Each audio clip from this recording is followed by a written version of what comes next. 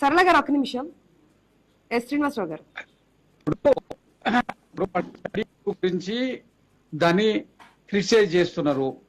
ఇప్పుడు దీన్ని ముందు 3 కార్పొరేషన్లుగా మార్చడానికి ఒక ప్రణాళిక సిద్ధం చేసుకొని చట్టము చేసి దానికి కావలసినటువంటి రెవెన్యూస్ ఏంది, పరిధి ఏంది, కాన్స్టిట్యూషన్ సెటిల్ చేస్తారు అన్న దాని మీద అవుట్లైన్స్ ఇచ్చిండ్రు. డీటెయిల్ స్కెచ్ అనేది మీకు బయటకు వస్తుంది. బిల్లు పాస్ అయ్యి ఇప్పుడు మన ప్రైమరీ బిల్ అయిపోయిన తర్వాత వాళ్ళు పర్ఫెక్ట్ కావాల్సింది కాల్చి బయటకు వస్తుందండి. దాని ఏది జరిగినా రాజ్యాంగబద్ధంగా చట్టబద్ధంగానే జరుగుతుంది. కార్పొరేటర్ గా ఆ డిమాండ్ ఆవిడ ప్రస్తావిస్తున్నారు. అసలు ఏంది ప్రణాళిక, ఏంది, ఏ విధంగా విభజించారు, ఉన్న బడ్జెట్ ఏంది, మౌలిక సదుపాయాలు ఏంది? ఇప్పుడు 300 కార్పొరేటర్స్ కు 300 కార్పొరేటర్స్ దానికి ఒక పరిధి నిర్ణయించింది కదా 2000. ఆ పరిధిలో ఎంత ఏరియా అనేది ఉన్నది, ఏరియాని బట్టి తర్వాత ఒక్కొక్క ప్రాంతం లోపల అప్కమింగ్ ఏరియాస్ లో జనాభా కొద్దిగా తక్కువ ఉన్నది, ఆల్రెడీ ఎస్టాబ్లిష్డ్ ఏరియాస్ లో కొంత పాపులేషన్ ఎక్కువ ఉన్నది.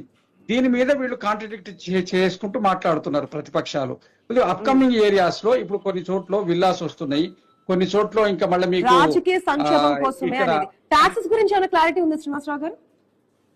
ఇప్పుడు ఏవైతే గ్రామ పంచాయతీను జిహెచ్ఎంసీలో కలుపుతున్నారో వాటి మీద ప్రస్తుతం కొంతకాలం వరకు సేమ్ ట్యాక్సెస్ కంటిన్యూ అవుతాయి. వాళ్ళకు ఉన్నటువంటి ఇన్ఫ్రాస్ట్రక్చర్ డెవలప్ అయిన తర్వాత మాత్రమే ట్యాక్సెస్ ఇంక్రీజ్ చేస్తామని చెప్పి క్లియర్ గా నిన్న కౌన్సిల్లో మంత్రి గారు వివరణ ఇచ్చిండ్రు. నిన్న కౌన్సిల్లో జరిగిన చర్చలో దీని మీద, ఎందుకంటే ఇక్కడ అసెంబ్లీలో ప్రతిపక్షం వాళ్ళు వెళ్ళిపోయింది కదా, ఎవరు మన బీఆర్ఎస్ వాళ్ళు లేరు కదా, అక్కడ ఏం పెద్ద జరగలేదు. కానీ కౌన్సిల్లో మాత్రం క్లియర్ గా ప్రతిపక్షాలు బీఆర్ఎస్ వాళ్ళు అడిగిన ప్రశ్నలకు మంత్రి గారు క్లియర్ గా దాని మీద మీకు ఇచ్చిన వివరణ. ట్యాక్సెస్ మాత్రం దాని మీద మారిటోరియం ఇస్తాము కొంతకాలం, అది ఎన్ని సంవత్సరాలు అన్నది దాని రూపకల్పన దానికి కరెక్ట్ జీవో వచ్చే వరకు దానికి క్లియర్ గా వస్తుందని చెప్పి చెప్పిండ్రు. అంచేత మీకు ఒకటండి, దేని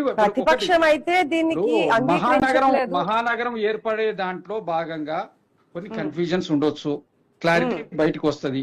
దాని ఉద్యమాలు చేయాల్సిన అవసరం లేదు. ఇప్పుడు ఒక ప్రైడ్ హైదరాబాద్ యొక్క అధికార పార్టీ చెప్తే అంగీకరించట్లేదనే కదా ఉద్యమాలు నిరసనల దగ్గరికి వెళ్తుంది అధిక ప్రతిపక్ష పార్టీ. ఎందుకంటే ప్రతిపక్ష పార్టీ అంటే ప్రభుత్వం హైదరాబాద్ ఇప్పుడు ఏదైతే కొత్తగా తీసుకొచ్చినప్పుడు కొన్ని లోటుపాట్లు సవరణలో ఉంటాయన్నప్పుడు దాన్ని సరి చేసుకుని ముందుకెళ్ళని అంటున్నారు. ఇంత హడావిడిగా చేసే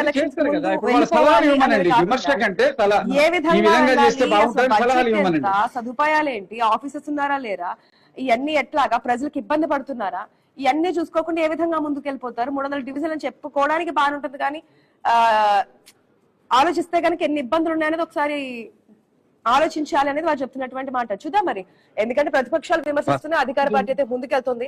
మరి 17వ తేదీన నిరసన కూడా తెలియజేస్తామని చెప్తున్నారు కాబట్టి ఆఫ్టర్ దట్ ఎటువంటి నిర్ణయం వస్తుందని కూడా వెయిట్ చేసి చూద్దాం. Thank you so much debate లో పార్టిసిపేట్ చేసిన అందరికీ కూడా. ఇది వాటికి వచ్చిన కీప్ వాచింగ్ ఐ న్యూస్. నమస్తే.